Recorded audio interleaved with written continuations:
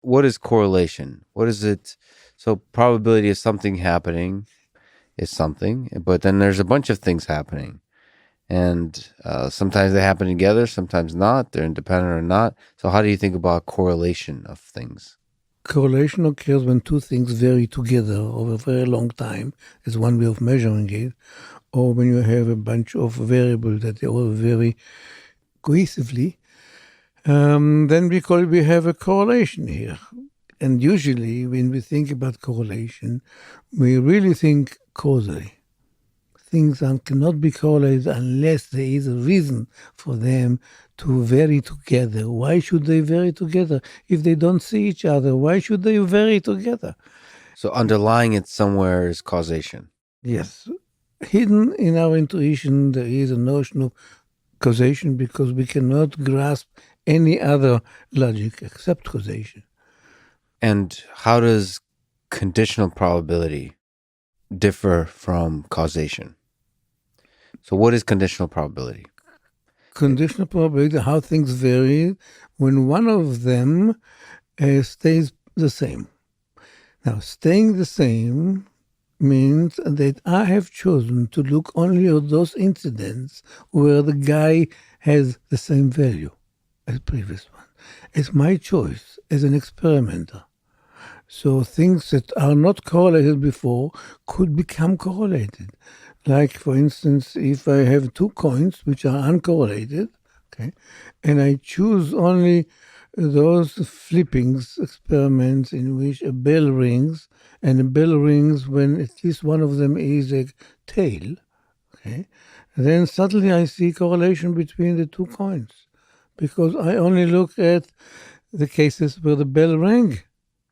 So you see, with my design, with my ignorance essentially, with my audacity to ignore certain incidents, I suddenly create a correlation where it doesn't exist physically. Right. So you just outlined one of the flaws of observing the world and trying to infer something fundamental about the world from looking at the correlation. I don't look at it as a flaw. The world works like that. The flaws comes if we try to impose causal logic on correlation. It doesn't work too well. I mean, but that's exactly what we do. That has been the majority of science. Majority of naive science.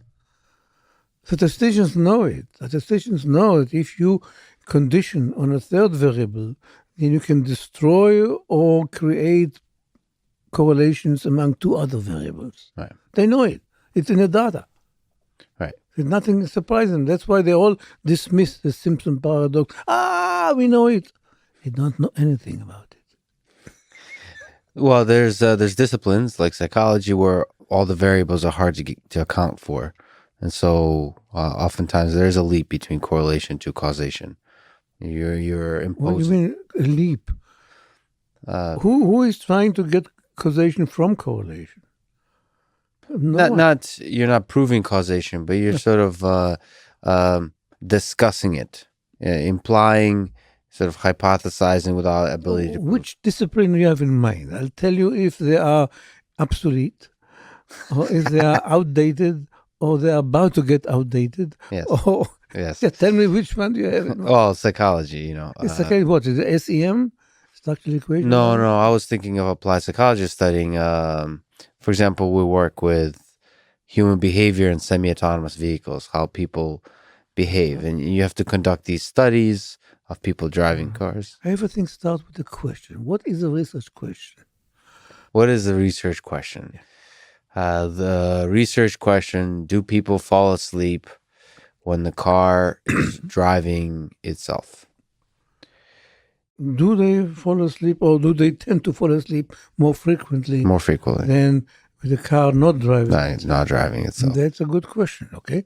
And so you put people in the car because it's real world. You can't conduct an experiment where you control everything. Why can't you? You could turn the automatic module on and off. Because it's on-road public. I mean, there's aspects to it that's unethical because it's testing on public roads. So you can only use they have to, the drivers themselves have to make that choice themselves. Mm-hmm. And so they regulate that. And so you just observe when they drive it autonomously and when they don't. And then, But maybe they turn it off when they were very tired. yeah, that kind of thing. But you don't know those variables. Okay, so that you have now uncontrolled experiment. Uncontrolled experiment. We call it observational study. Yeah. And we, from the correlation detected, we have to infer causal relationship. Yeah. Whether it was the automatic piece that caused them to fall asleep or... Okay. So that is an issue that is about 120 years old. Yeah. Oh, I should only go 100 years old. Okay. And... Discount. Oh, maybe it's no. Actually, I should say it's 2,000 years old because we have this experiment by Daniel about the Babylonian king that wanted the exile, the people from Israel that were taken in exile to Babylon to serve the king. He wanted to serve them king's food, which was meat, and Daniel, as a good Jew, couldn't eat a non-kosher food, so he asked them to eat vegetarian food. But the king overseer said, "I'm sorry, but if the king sees that your performance falls below that of other kids, he's going to kill me." Daniel said, "Let's make an experiment. Let's take 4 of us from Jerusalem, okay, give us vegetarian food. Let's take the other guys to eat the king's food, and in about a week's time, we'll test our performance."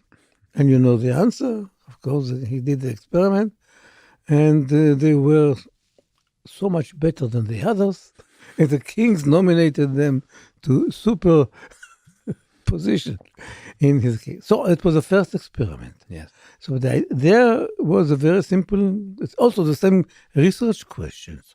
We want to know if vegetarian food assist or obstruct your mental ability. And, okay, so the question is very old one. Even Democritus said, if I could discover one cause of things, I would rather discover one cause than be a king of Persia. Okay, the task of discovering causes was in the mind of ancient people from many, many years ago. But the mathematics of doing that was only developed in the 1920s. So science has left us orphaned. Okay, science has not provided us with the mathematics to capture the idea of X causes Y and Y does not cause X. Because all the equations of physics are symmetrical, algebraic. The equality sign goes both ways.